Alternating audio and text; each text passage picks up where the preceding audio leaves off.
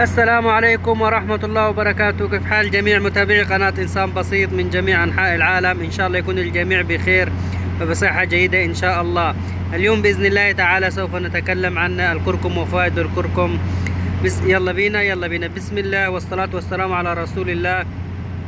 يحتوي الكركم على نسبة عالية من الحديد، وهذا يجعله من المشروبات الهامة للأشخاص الذين يعانون من الأنيميا.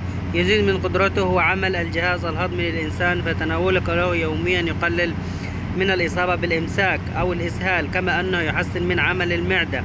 يحتوي على نسبة عالية من مضاد الأكسدة، وهذا الأمر يجعله من الأطعمة المميزة التي تقلل من فرد الإصابة بمرض السرطان.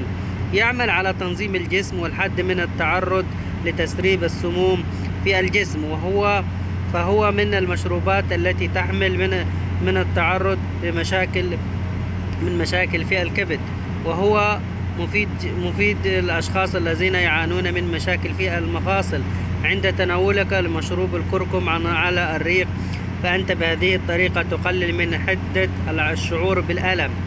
يعمل على تنظيم نسبة السكر في الدم والحد من تعرضه للارتفاع. يقلل فرد الإصابة بالأمراض المناعة، لأنه من المشروبات التي ترفع الجهاز المناعي بشكل كبير.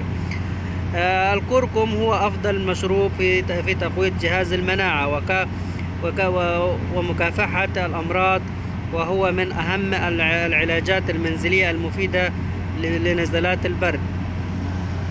تمام، يعني زي ما انتم شفتوا يعني، وتارك لكم يعني الوصفات في الوصف يعني موجودة، يعني اللي حابب يعني يطلع يعني ويشوف يعني.